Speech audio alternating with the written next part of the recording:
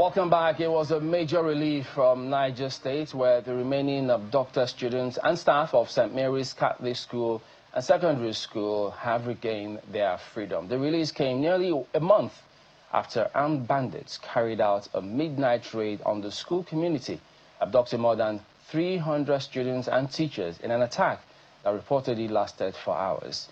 The Niger State Police Command has confirmed that development, saying more details will follow. So while families are reunited this morning, we'll have a guest who will join us to discuss this matter and more. We're joined here by Peter Ameh, the General Secretary of CUPP. He used to be former head of IPAC. Good morning. Thank you for coming in today. Good morning. Well, about this release. So even though there are questions about the figures, yes, the parents, of course, they will be happy that at least a lot of their words are back. But for you, how does this information sit with you?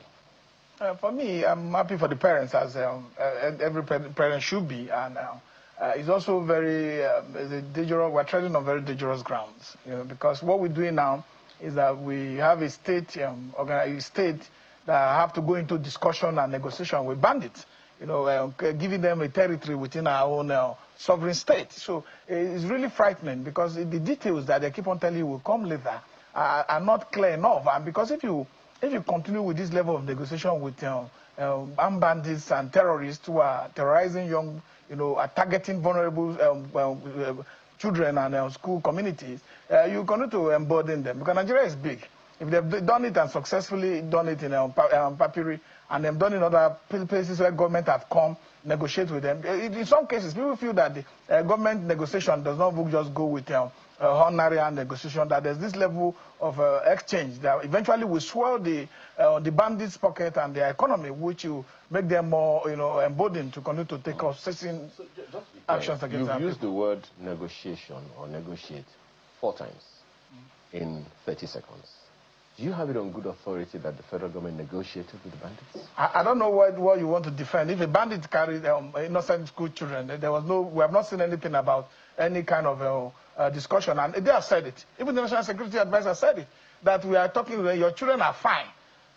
You didn't listen to that. The way the National Secretary said, your children are fine, they are happy, so we say that they'll be back soon. That's what he said. It's his own statement. So it's clear that there's some level of discussion within the government and bandits. Discussion. Are you saying then, so the reason I asked is because you said, that we're swelling the pockets of the bandits. So do you have it on good authority that those negotiations always come to money? It's not a matter of good authority. This is what bandits are doing. They're into a bad economy, running our system, collecting money from kidnapped victims and all sorts of things. That's happened. It's not something that is, done, that we don't see it in our daily lives. Even families are paying to bandits. And even when you see this kind of situation, government has not given us detail. There's no full disclosure from the day one. There has never been full disclosure. That you say, we are talking to the bandits, your children are fine, they'll be back soon. So I don't understand what level of discussion. Let me tell you clearly. Yeah. We should not go on this path that we're going. We should involve more on the path of even having any level of the discussion with the bandits. No, but there are 2 things. For instance, if there's a hostage situation, you're not just going to barge in and begin to shoot because you want those people released. So we don't know what context that discussion was. Because, for instance, if maybe security agencies were at that point wherein they're negotiating or talking about the release. So that's why we say, look, even this morning, government needs to speak up in terms of put it in proper context. What was the nature of that conversation you had with security agencies? Because if they don't speak up, but just as we also highlighted, people will speculate. They will feel it. Because, you ask yourself, why would, assuming that were the case, why would governments, for instance, even enter into a deal or negotiate or proper bandits in a country? If not state, maybe a federal government, for instance. What's the rationale? I think it's because of our weak security infrastructure, and probably not boosting the morals of those who, undertake the security on our behalf. Let me tell you, we've seen cases in this country where America have, stepped foot on the soil of this, sovereign state, and then come to rescue their citizens in an hostage situation. You need to be able to liaise that there are a lot of other technology that people have been using, like Google Night Vision and all sorts of things that the bandit might not have access to, which government must invest our money into. Because we can't continue to have such a level of discussion at all, at any level, with any ragtag group of people. It's putting our country more in deeper danger because, when it happened, look at Kwara, look at Kogi and Kwara, Kogi today. There are people who are still under the bandit, it was published on one of the news media handles. So we cannot, this is not something I'm just saying for the purpose of saying because I belong. I'm a Nigerian. We're planning to travel. A lot of my friends are talking. Nobody wants to make attempt to travel home. So you can't have this situation like this. We shouldn't talk. We should be able to have a system that not only react, but proactive enough to stop these people in their tracks. Does it make any difference, or rather, do you think it will make any difference when the president says bandits, violent cult groups, kidnappers, foreign-linked mercenaries are not just, bandits or whatever, they are terrorists. They're not just criminals. They are terrorists. Do you think that's in any way an actionable comment? I must say this. It's difficult to say, but I must say that this is the truth. That the president said the truth. That we should stop people trying to, water down the categorization of this dangerous group of people. It should all be the terrorists. What is bandits? What is all this thing we call them? I've always been on that path, with whatever position the president. Do you think it will change the direction or the momentum of security agencies to go after them? The momentum depends on a lot of factors. For instance, you have the armed forces personnel who are fighting this fight. What is the morale of the armed forces personnel? How much are you paying them? Are you taking care of them? Do they have insurance? If they die, what happens to their family? So these are the mistakes we are making. I grew up in the system, in the military system. I grew up there, and I know when people were going to Liberia, I know how people were even dying, and they were bringing them back to 63 reference hospital in Mayong Barrack, and people were still going. Because when you have a system where Nigerian military personnel, their morale is very high, they understand that the government, they have their back, and their family, whatever happens to them. Not in this situation. If personnel dies, it takes years and years for his money to be processed. Family wife have to be going around lobbying and all sorts of things. There should be a system in place that will boost the confidence, the morale of those who are fighting these terrorist groups on our behalf. That is number one point. And you also have to look at their well-being, their salary, their environment, the barracks they stay in, and all sorts of things, and provide this. Because you have a situation, look at how much people in NNPC are earning. Look at how much people in CBN are earning. Look at you have all these special parastatals that are earning huge money. And yet, the primary purpose of governance, as stated in our constitution, is the protection of lives and property. So those who are taking that function on our behalf should be well catered for. And you will see that this categorization that the president has said will take a very serious dimension that will help our country to work. A good thing you understand that bit, having grown up in the system, as you said. That's why we keep saying, look, at least for the sake of those other people who are there, because there are some of them, many of them, who are genuinely doing their best and fighting to ensure that this country is safe. So when they keep hearing narratives like, oh no, government is negotiating with bandits and terrorists, it kills their morale if that happens. So that's why government needs to perhaps look into their communication, because I've seen clips, maybe classified clips if I could say that, of some personnel, security agencies who were actually in the line of fire. They were being shot at by terrorists who were about killing them because they went to rescue some few people. And I thought to myself, look, why are you people not speaking to Nigerians about some of these things? You need to improve your communication if you want to get the confidence of Nigerians to support you to ensure that this fight, because look, no matter how bad we think the police, the military, civil defense, no matter how bad we think they are, we still need them. So at the end of the day, the buck stops at the government's table. How did you go about securing the release of this girl? So those are the narratives that people want to know. So, I think I'm almost speaking. Well, you sat on that chair before, so you know how it feels. But on that same leg, Mr. Ameh, one of the things, there's been that concern, even from you as well, that we talk a lot about the military protecting the sovereign integrity of the country. But not doing police work. That's where I'm going. Now that the president has said, was speaking to the APC governors, and now that in the significant majority, we'll come to the politics of that later, but he was speaking to APC governors at their meeting, and he said, guys, we have bragged to foreign nationals that we must make state police work. First of all, how do you see that playing out? Because there are those who believe that there are so many dynamics to this whole state police angle than is obvious right now. Some people say, I think it was Charles Omole that was speaking to us, said, look, when you talk about state police, you're talking about more prisons, you're talking about more courts and all that. So do you think we understand the implications, the full implications? I think what we are doing is just always trying to jump the gun, try to look for another reason to put some things in the media so that Nigerians can think that those in political positions are working. I've had the issue of challenge, direct impact on this. People who've lost friends in this war against insurgency, very big friends. My friend died, the Brigadier General died with the Atairu in the plane crash. Brigadier General Olatuji Lukman. And Skoro also died. Till today we've not seen them. So these are friends we've lost. So it's very painful those who have relationship with these people. So what I'm saying is that we want to talk about state police.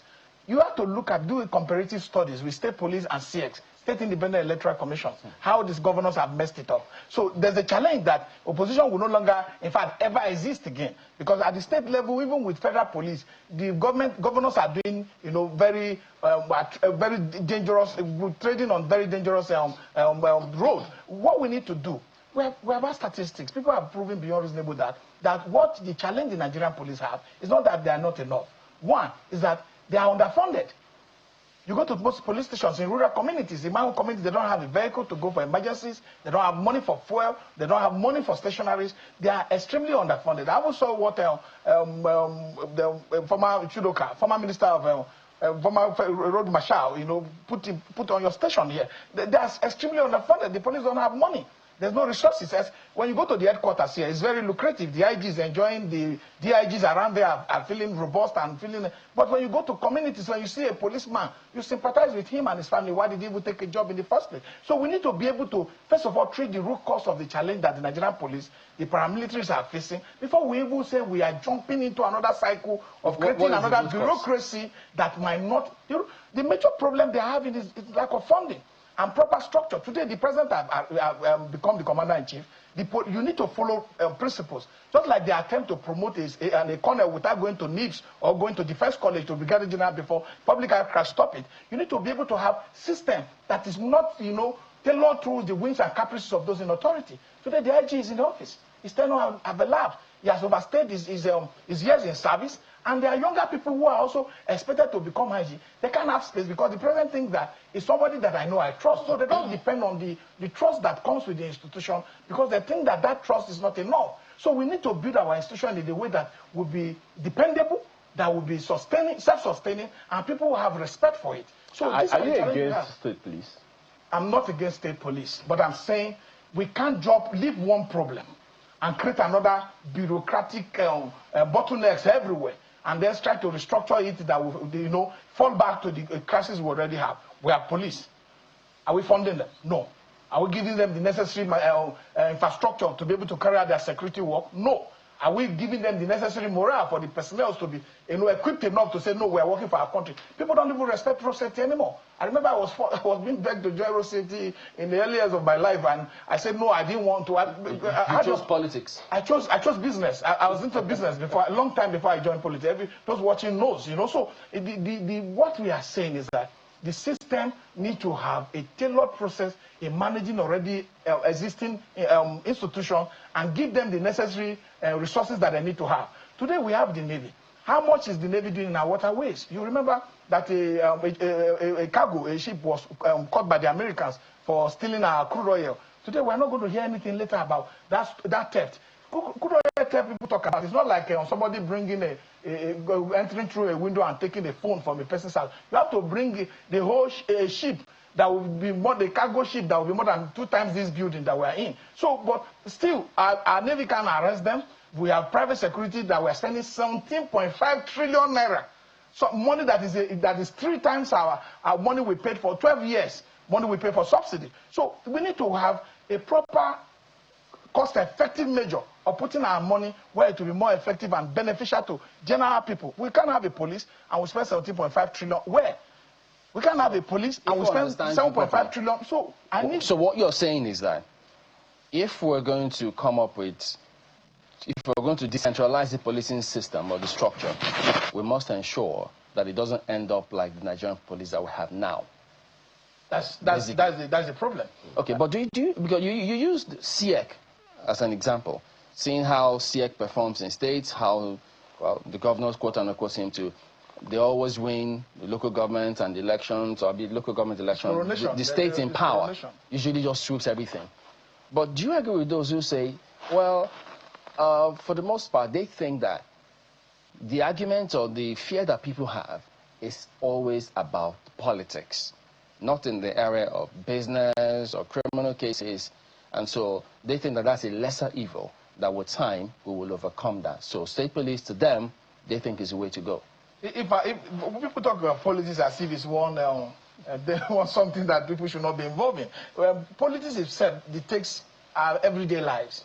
If you go, for instance, and you put somebody who manipulates security architecture to his own personal favor, most of us might not be here. We descend into authoritarianism. So it's very key that this is also a determining factor. Because if you have a political climate that oppositions can correct, because what opposition does is actually to give an exchange view of those in power, because as a government outside power, to be able to give an exchange view so that they can see an alternative to the policies they are driving, so that they will be able, because one time you're in power, there's this sycophants that roam around you and tell you look at the ESAB we are reading from the Buhari ATS government, which is, if you look at it very well and you read that book and part of the ESAB that have come out, you see that it was completely wasted 8 years when Nigerians were outside thinking that the president was working, and with the body language they defined, oh, Buhari body language, nothing came out outside 8 years. That's what we're seeing in the books today. So we need to be able to have an effective political system that will be able to checkmate those who get into power. And talking about opposition, pardon me for jumping.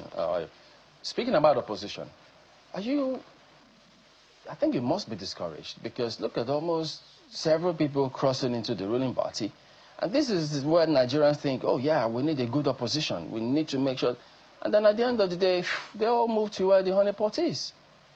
The people crossing actually don't have shame. They don't have respect for the electorate.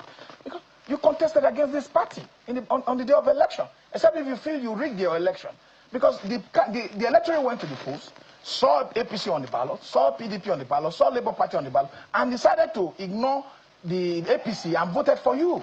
And then which you were canvassing on the manifesto of your party, on the constitution of the party you were in, and now you are moving to another manifesto and constitution which you campaign against. So it's about morality. And the only thing the people can do is what I did in 2023. Because I've been in this game, you know me, for a long time. We hoped that one day the people will wake up for an election and then determine their own future. They did it in 2023, but there were no structure in place to defend it. So they need to now go to the next level and say, we're doing it again, we're not giving up. Because this country we need to save this country on the hands of those who are very selfish when playing politics. Just a quick one on, pardon me for taking us back to the state police thing, and you have just about a minute.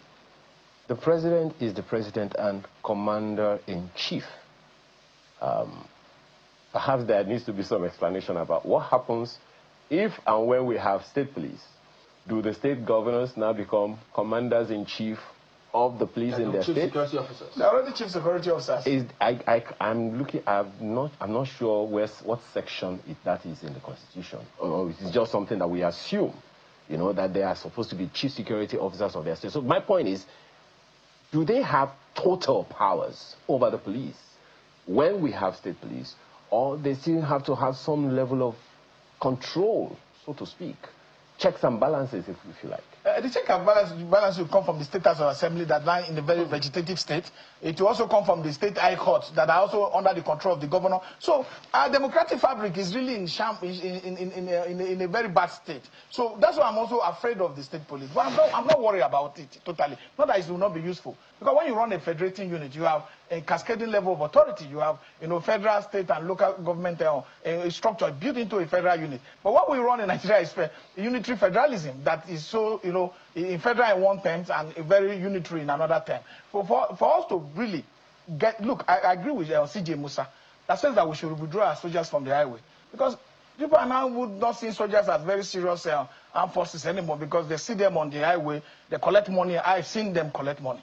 You know, these soldiers that stayed in checkpoint, and they will cause traffic in that railway. And that also, you know, hit deep into their authority, the respect that the citizens give to them. Yeah. So we need to remove them from the highway, empower the Nigerian police more, give them more finance. Today we have a budget line item that says defense and security. Before it used to be just defense. Now there is defense and security, 5.1 trillion. I think maybe part of the money will go to police for the first time. Let's see how that investment go to the police, and then see that police is also trained in a way that will be so, you know, equipped as the Nigerian armed forces have been. So it is clear that we need more resources to the police. Let's do that for a period of 5 years. And if we see it's not working, then we move down to, you know, allowing our federal structure, which is normally they are supposed to be state police, and there's supposed to be local government or authority running their own too. But we are afraid of our system, because of what politicians have done to the structure as it is today. In a state, there's no opposition. The governors are, except a few states where you have God-fearing governors. But in most states, the governors are clamping down on anything and everything, you know, including the traditional rulers. They can't speak. If you speak, they will appoint a new one. What is left of CUPP then? At this rate? Our hope is dependent on the people. Oh, are you saying that you also have renewed hope? You know, I have hope. What kind of hope is what we have today is not renewed, it's renew hopelessness. Well, Peter Ameh is General Secretary of CUPP. Thank you for coming in this morning.